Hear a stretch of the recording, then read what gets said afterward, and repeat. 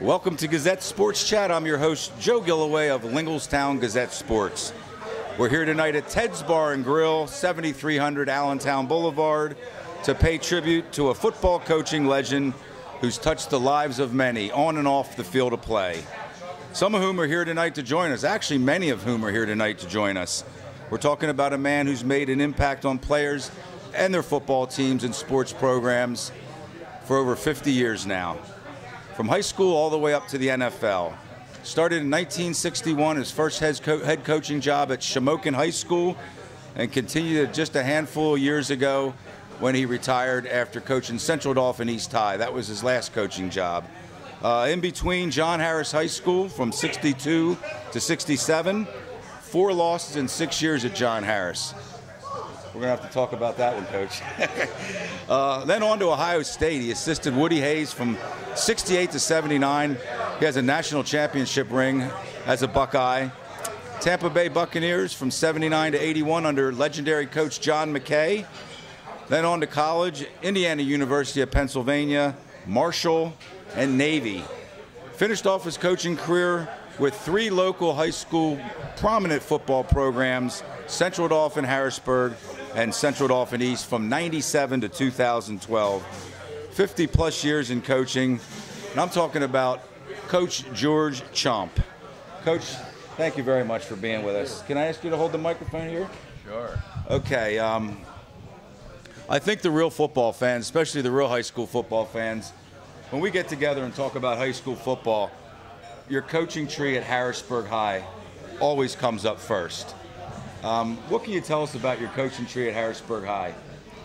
Well, just a great first year. I was about 24, 25 years old. I was lucky enough to get the head football job at a great high school. At that time, the Central Penn was the league, and they remember the Central Penn. Strong, great league. And absolutely. We went to John Harris, and I don't know what happened, but things just took off. Everything caught fire, and we got hot, and we went undefeated. Right. We went 11-0.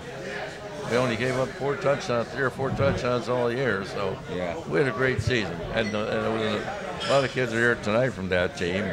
Bobby Cobb, our quarterback, Richie Fick, the tight end, Denny Dunoff, our running back, Charles Appenbury, who was the only returner back on that team.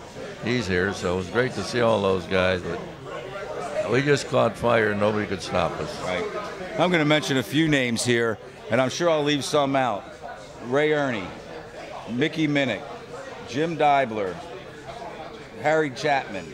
Am I missing any? I'm sure I have to be. That was only 4. Yeah, they were all Jimmy Dibler, Harry Chapman, Ray Ernie, Vince Oak, who passed away. Yeah. All great they coached with me, and they were great. Right. They did a super job. I mean, they were real good coaches. Then the one neat thing, Coach, is Harry Chapman won a state championship in 1982, and then his son in 95 as a head coach. Yeah. So that's talking about connecting the dots there. I started Harry right out of Shippensburg. He was a good coach right off the start. I knew he'd be great someday. Right, legendary coach, yeah. I've always been enamored with that coaching tree thing because that tree keeps growing. There's guys whose sons and grandsons are coaching now that started under Coach George Chaump. Ohio State and Woody Hayes. What can you tell us about Woody Hayes? Nobody here probably knows a whole lot about Woody Hayes, except for you. Everybody knows about Woody. I was with Woody. We know about him, but not like you do. I was with Woody 11 years, and Woody was a character. He was different, not easy to work for, not easy to coach for, but after a rough first start, I did coach 11 years, and at that time we took or tied nine championships, and we took two national championships. And, 2 national championships. Yeah, and then we had a great rep. We don't want 99 wins, 11 losses during that time, maybe a tie or 2, but it was a great streak. So you're saying it wasn't easy to play for him or coach for him, right? Well, you loved him, but it was different. Right. It wasn't easy. He wasn't easy to coach for. You did it. No, didn't worry about the negative parts. Right. And then, how was the transition made from Ohio State to Tampa Bay, going to the NFL? Well, I always thought coaching was coaching. I didn't have any trouble. I had fortunate to get great. I was the backfield coach, and I had just some great players. I had Ricky Bell, who finished second to the Heisman to Tony Dorsett. Where he passed away early in life, but right.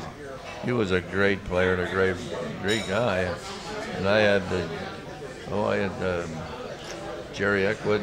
I had some fabulous kids. Great personnel around you. It makes the ride a whole lot smoother, huh? Yeah. I enjoyed Tampa Bay. Right.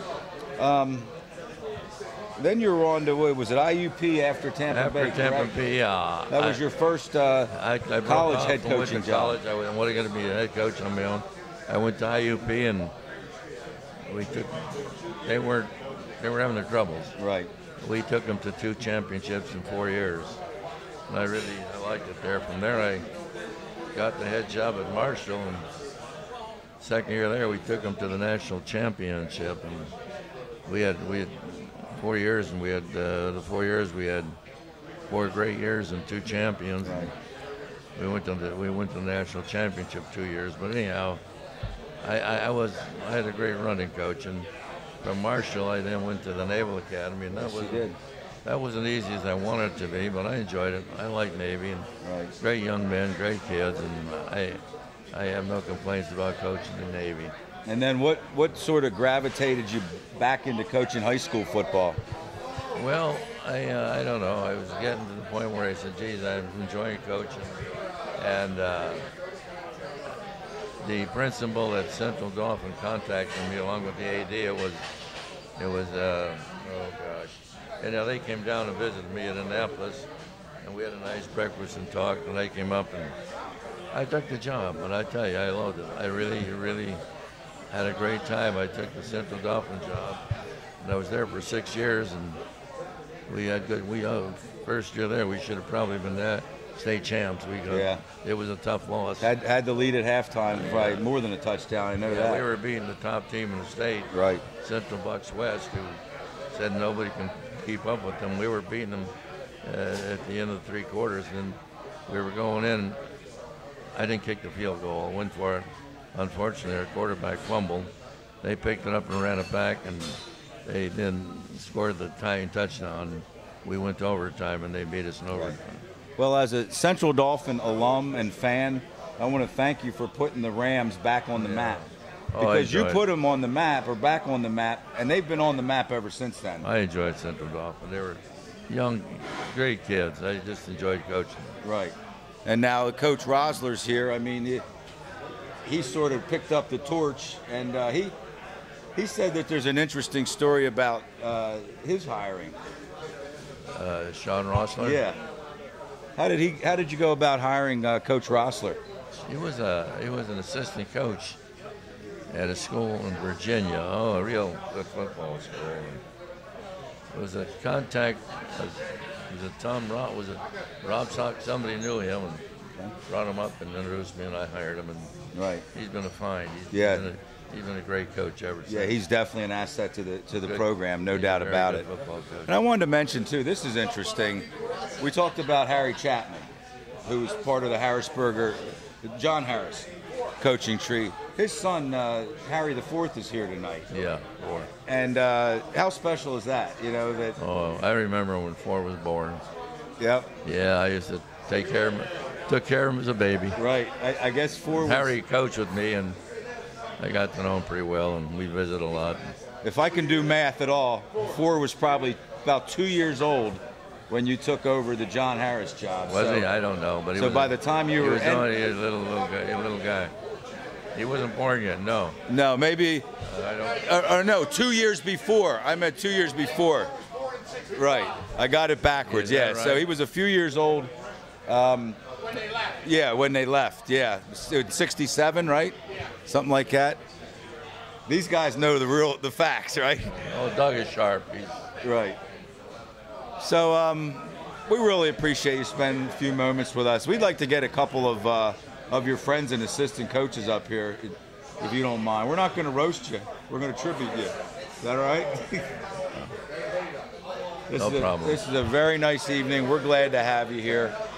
Coach George Chaump, legend in the central Pennsylvania area, has coached for everywhere from high school up to the NFL and back down. We're here tonight to celebrate his coaching career and the friendships he has with all these men. Thank you, Coach. Thank you. Thanks so much, Joe. We really appreciate it. Thanks so much.